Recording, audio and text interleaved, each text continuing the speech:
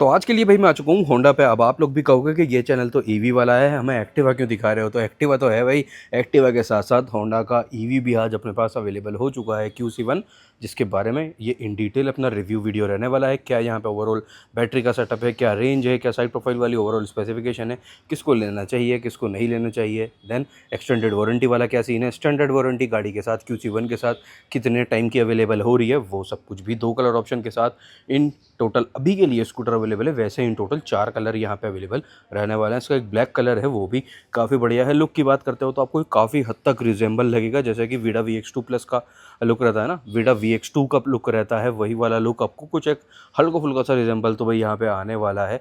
तो ये है। अब एक चीज़ ये है, और इसका एक अभी के लिए बीच में एक चीज़ चली थी कि भाई ये डिसकंटिन्यू हो चुका है, तो ऐसा बिल्कुल भी नहीं है। शोरूम पे ये परसों ही गाड़ियाँ अनलोड हुई हैं, और कुछ एक चेंजेस के साथ, जैसा कि मुझे शोरूम से पता चला है कि कुछ जो भी कमियां थी इसकी, वो पब्लिक के एक R&D करके दोबारा से और वो चीज़ों को इम्प्रूवमेंट करा गया है होंडा की तरफ से, और गाड़ियां अवेलेबल हो चुकी है। इसके साथ बेचारे के साथ ना दिक्कत कहाँ हुई कि ज़्यादा पब्लिक ने ना ज़्यादा ओवर एक्सपेक्ट कर लिया यहाँ से रिलेटेड, है ना। एक्टिवा है तो एक्टिवा का ईवी आ रहा है, तो वो वाला सीन यहाँ पे वो चीज़ आ चुकी थी। क्या प्राइसिंग है वो भी वीडियो में आगे चल के आपको डिटेल अवेलेबल हो जाने वाली है। तो भाई बने रहना एंड तक के लिए। सेम डे ही आप लोगों के लिए ये वाला वीडियो भी आने वाला है, और एक आधे दिन में आप लोगों के लिए ना ऑर्बिटर का एक वीडियो भी आने वाला है, जो कि ऑर्बिटर में 2-3 दिन से चला रहा था, वो अभी जा चुका है वापस से। तो ऑर्बिटर के साथ कैसा मेरा एक्सपीरियंस था उसके लिए भी पूरा एक मोटो व्लॉग आप लोगों के लिए आने वाला है। उसमें हमने असल में करा क्या है, ऑर्बिटर को 100% से 0% तक चलाया, यानी कि उसका एक रेंज टेस्ट रहेगा, और उस रेंज टेस्ट के अंदर ही स्कूटर के बारे में भी सारी की सारी डिटेल अपन लोग कवर अप करने वाले हैं। तो जल्दी से जल्दी भाई पार्ट ऑफ फैमिली बन जाने का है, अगर ऑर्बिटर लेने की प्लानिंग कर रहे हो या फिर कोई भी ईवी, क्योंकि ये वाला अपना चैनल जो है भाई ओनली एंड ओनली ईवी का है, और इसके अलावा मेरे 2 चैनल और हैं जिसका कि लिंक आप लोगों को मिल जाएगा इन डिस्क्रिप्शन। तो स्टार्ट करते हैं भाई अपना क्या कुछ सेटअप यहाँ पे रहने वाला है। तो कभी के लिए जो एक्टिवा ई था या फिर ई एक्टिवा था वो तो नहीं आया, ये QC1 वाला ही सेटअप यहाँ पे रहने वाला है। All over complete fibre body है, QC1 की यहाँ पे मार्किंग मिल जाती है। कलर ऑप्शन मैं आप लोगों को बता ही चुका हूँ। यहाँ पे ये मैट ब्लैक, पियानो ब्लैक, ये कॉम्बिनेशन रहेगा। हेड वाला पार्ट काफ़ी अच्छा है, काफ़ी अलग है, बढ़िया भाई। लुक के अकॉर्डिंग तो भाई ये स्कूटर काफ़ी बढ़िया है, लुक्स में कोई भी दिक्कत परेशानी नहीं होने वाली। ओवरऑल टच एंड फील जैसा कि भाई होंडा की रहती है ना, चाहे बाइक हो चाहे स्कूटर हो, वही वाला सेटअप आपको पूरा पूरा अच्छा वाला यहाँ पे मिलने वाला है। Paint finish quality, fibre quality, rubber वाली क्वालिटी टॉप नॉच आपको यहाँ पे होंडा वाली ही पूरी पूरी मिलेगी। नंबर प्लेट होल्डर आ जाता है, कोई भी स्टिकरिंग ग्राफिक्स का काम वहाँ की तरह सिंपल सटल लुक रखा गया है, कोई भी ऐसा सेटअप अवेलेबल यहाँ पे नहीं है। लाइटिंग ऑल ओवर आपको LED में ही ये मिलने वाली है। कुछ इस टाइप से ये हेडलैम्प है, जिसमें कि होंडा की मार्किंग भी आपको मिल जाती है। ये रहा आपका फ्रंट मडगार्ड, यहाँ पे भी ये ड्यूल टोन आ जाने वाला है। देन ये रहा कुछ इस टाइप से 130 mm का ड्रम, काफ़ी ज़्यादा पार्ट शेयरिंग, जैसे कि टायर की ग्रेडिंग, सस्पेंशन, ब्रेकिंग वगैरह आपको सेटअप देखने को मिलेगा होंडा के अदर स्कूटर्स की तरह। होंडा के जो एक्टिवा डियो वाला सीन रहता है ना, तो उसी टाइप की टायर की ग्रेडिंग सेम वही रहने वाली है। आगे वाला है 90-90 12 90-90-12, ये टायर की ग्रेडिंग है। 130 mm का ड्रम है। अलॉय जो है, अलॉय ये रहा देखो एक्टिवा का, और ये रहा भाई आपका QC1 का प्रॉपरली सेम अलॉय है। टेलीस्कोपिक सस्पेंशन सेटअप है। तो फ्रंट लुक ये अपना डन। इन दोनों में से कमेंट ज़रूर से कर देना कौन सा कलर है आपका फेवरेट। ये है भाई मैट सिल्वर वाला, जो कि काफ़ी अच्छा लुक आ रहा है, बट इसके साथ ये थोड़ा सा और बढ़िया जलब हो जाता है। किस इस टाइप से आपका ये भाई सीट यहाँ पे रहेगा, इनफ सीट है। आप ऑलमोस्ट कह सकते हैं एक्टिवा 110 से हल्का फुल्का एक थोड़ा सा छोटा सीट है, बस इतना ज़्यादा छोटा सीट भी नहीं है, मतलब अच्छा है, इनफ साइज़ आपको ये मिल जाता है। देन ये आपका कुछ इस टाइप से ग्रे पे हैंडल आ जाएगा। MID वगैरह पार्ट, राइडर POV कुछ इस टाइप से। डैशबोर्ड काफ़ी बढ़िया, 2 यहाँ पे राइडिंग मोड मिल जाते हैं, स्टैंडर्ड मोड और इकोनॉमी मोड, और यही आपका स्टार्टर का स्विच भी रहेगा। होंडा का लोगो, स्विच सेटअप में ये इंडिकेटर वाला पार्ट चेंज है बस, बाकी हॉर्न भी सेम है, और ये high beam, low beam plus pass. Then की चाबी भाई same, all same same like आपका होंडा के अदर स्कूटर्स की तरह ही ये यहाँ पे की रहेगा। इग्निशन वाला ये जो पूरा सेटअप है ये भी आपका सेम ही है। सीट भी इसी से ओपन होता है। यहाँ पे ये जो स्विच आ रहा है, सीट ऑलरेडी ये ओपन है, और कुछ इस टाइप से ये यहाँ पे आपको मिल जाता है अंडर सीट स्पेस। ये है भैया गाड़ी का चार्जर, जो कि थोड़ा सा भारी है। ये रहा भाई आपका under seat space, enough space है, मतलब इस कैटेगरी के अकॉर्डिंग सही है। छोटे से छोटा है FS हेलमेट ही आएगा भाई यहाँ पे, तो ना मुझे लगता नहीं हेलमेट आएगा भी क्या, क्योंकि यहाँ पे आके ना थोड़ा सा डीप है और बाकी ऊपर वाला जो एरिया उसमें तो हेलमेट आ नहीं सकता। तो भाई नहीं, मुझे ऐसा नहीं लग रहा बिल्कुल भी।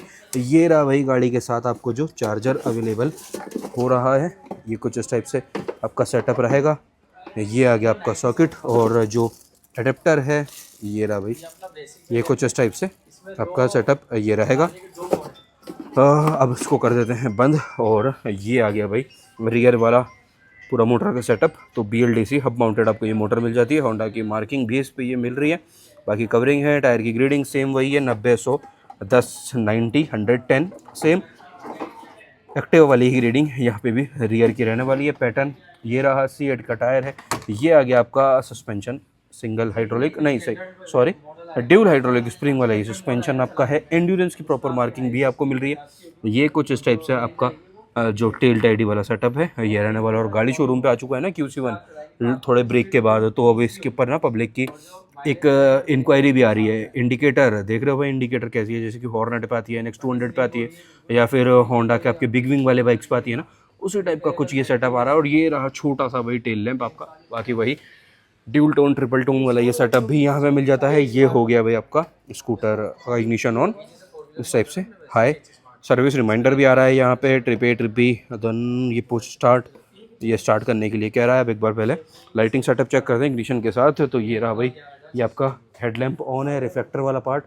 टेल लैम्प देखते हैं तो टेल लैम्प भी ये आपका ऑन रहेगा विथ इग्निशन। तो कुछ इस टाइप से ये आपका टेल लैंप ऑन रहने वाला है। बाकी इंडिकेटर भी LED में है। अपोजिट साइड से देखते हैं तो यहाँ पे कवरिंग आ जाएगा। पीछे में जो ड्रम मिलता है उसका साइज छोटा है एज कम्पेयर टू फ्रंट के। पीछे में मिल रहा है ये आपका 110 mm का ड्रम, 110 mm का ड्रम पीछे में मिल रहा है। फुट पैक वगैरह कुछ इस टाइप से है। बाकी यहाँ पे भी मैट ब्लैक का यूज़ है। फ्लोर बोर्ड ये रहा, मतलब इनफ साइज़ है, मतलब इस कैटेगरी के अनुसार ही है। और यहाँ से गाड़ी आ गई आपकी चार्ज, देन एक यूटिलिटी स्पेस, ये आपका चार्जिंग पोर्ट आ गया। चार्जिंग पोर्ट कहाँ से, यस C टाइप वाला है, जैसे कि एक्टिवा में भी, होंडा की अदर बाइक में, स्कूटर में भी अवेलेबल रहता है। एक लगेज हुक आगे के साइड में आ जाने वाला है। अब MID में देखते हैं तो MID में यहाँ पे ये स्विच भी आ रहा है। अगर कुछ इसके गार्ड वगैरह अवेलेबल होंगे तो वो मैं डिस्क्रिप्शन में टैग कर दूँगा। अगर स्कूटर आप बाय एनी वे लेने की प्लानिंग कर रहे हो, trip A then trip B और टोटल ओडोमीटर, तो ये सब कुछ यहाँ पे रहेगा। इकोनॉमी मोड पे अभी है, ये यहीं से चेंज होगा। स्टैंडर्ड पे ये आ गया। 53% अभी के लिए ये बैटरी ऑन हो रही है। यहाँ पे जो रेंज रियल वर्ल्ड वाली की, चलो पहले बात कर लेते हैं अपन। तो रियल वर्ल्ड वाली रेंज आपको जो इकोनॉमी मोड पे रहने वाली है, उसके अंदर इकोनॉमी मोड पे गाड़ी की जो टॉप स्पीड रहेगी वो 30 की रहेगी, 30 km/h की। और उसमें रेंज आएगा इकोनॉमी मोड में यहाँ पे 60 का। IDC क्लेम्ड है 80 का, तो इकोनॉमी मोड में ये चलेगा भाई 60, ठीक है। 60 62 आप वो मान सकते हो। 58 से 62 का एक इंटरवल ले सकते हैं। देन अगर अपन बात करते हैं ना स्टैंडर्ड मोड पे, तो स्टैंडर्ड मोड पे ये आ गया। स्टैंडर्ड मोड पे गाड़ी की जो टॉप स्पीड रहेगी वो रहेगी 50 की। ये क्लेम्ड वाली टॉप स्पीड है, 50 की टॉप स्पीड रहेगी। और उसके अकॉर्डिंग जो रेंज रहेगी वो भी आपका यहाँ पे ना 50 ही आ रही है। अभी तक मुझे शोरूम से पता चला है कि 50 की रेंज और 50 की टॉप स्पीड स्टैंडर्ड मोड पे ये आपकी रहने वाली है। तो कुछ इस टाइप से ये थी स्कूटर के बारे में अपनी सारी की सारी डिटेल। रियर बॉडी भाई कुछ इस टाइप से है आपकी। ये रहा ओवरव्यू, आपको क्लियर पर कवर अप कर लेते हैं ये वाली डिटेल, फिर बताता हूँ उनकी प्राइस क्या है। तो भाई ये रहा अपने पास, देखो ब्रोशर सारा का सारा ना। बूट स्पेस जो था वो है भाई आपका यहाँ पे 26 लीटर का।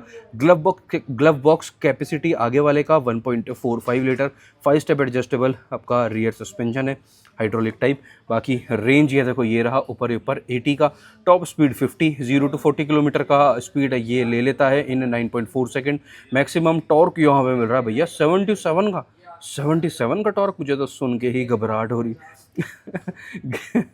और भाई बाकी चीज़ें यहाँ पे आ जाती है। व्हील बेस है 1275 mm का, ग्राउंड क्लियरेंस है 169 mm का, सीट का लेंथ है 704 mm, वेट है स्कूटर का जो कि काफ़ी अच्छा वाला पार्ट है 89.5 kg, तो लाइट वेट है अकॉर्डिंग टू द इसका जो पावर वगैरह सब कुछ आ रहा है ना। मैक्सिमम पावर आपको यहाँ पे मिल रहा है 1.8 kW का। मोटर टाइप BLDC वाला आपको ये मिल रहा है। बैटरी है लिथियम आयन 1.5 kWh की, 1.5 kWh की लिथियम आयन ये आपको बैटरी मिल जाती है, वाटर एंड डस्ट रेजिस्टेंस है, IP67 rated charger. Type charger तो आप लोग देख ही चुके हो। तो 330 वोल्ट का आपको ऑफ बोर्ड चार्जर अवेलेबल हो रहा है। चार्जिंग का टाइम है 0 to 80% इन 4 आवर 30 मिनट और 0 to 100% इन 6 आवर 50 मिनट। 4 घंटे 30 मिनट में 0 से 80% और 100% तक का ये चार्ज होगा 6 घंटे 50 मिनट में। गाड़ी के साथ वाला जो चार्जर आ रहा है उसी के साथ ये चार्ज होगा। 2 राइडिंग मोड मिल जाते हैं, इकोनॉमी और standard. Then side stand indicate inhibited ये आ गया, यस। साइड स्टैंड वही कट ऑफ वाला सेटअप। कलर ऑप्शन ये भाई 4 यहाँ पे अवेलेबल हैं। देन आपको यहाँ पे मिल जाता है ये व्हीकल वारंटी 3 साल और 50,000 किलोमीटर की, विच एवर इज़ अर्लियर।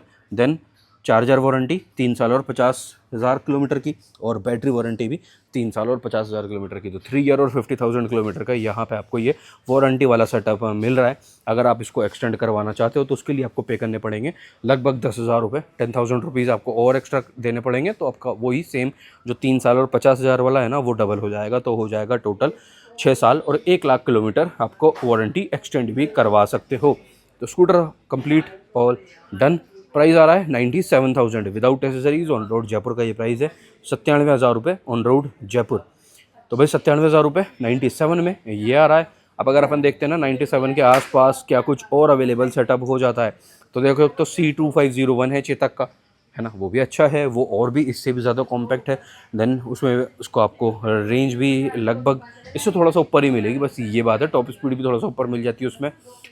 तो एक तो ये आपका आ जाएगा। देन आ जाता है आपका थोड़ा बहुत अगर और स्पेंड कर देते हो, बल्कि कम में ही 94 के आसपास इससे बेटर ऑप्शन हो जाता है भाई मेरे अकॉर्डिंग। तो जो आपका वीडा VX2 का गो वाला आता है ना 2.2 वाला, तो वो शायद से 94 95 का ही ऑन रोड है, ये 97 का ऑन रोड है।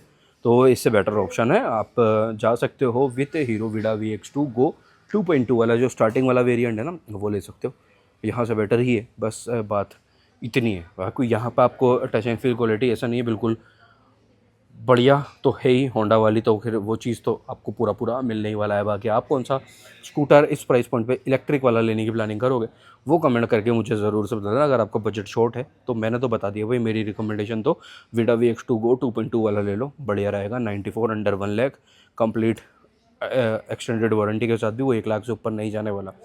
तो बढ़िया है, गुड टू गो प्रोडक्ट, वो वाला पार्ट हो जाएगा। तो अब कर देते हैं भाई ये वाला वीडियो अपना हैंड QC1 कैसा आप लोगों को लगा। बाय एनी वे लेने की प्लानिंग कर रहे हो तो कमेंट करके ज़रूर से बता देना। Take care, bye bye.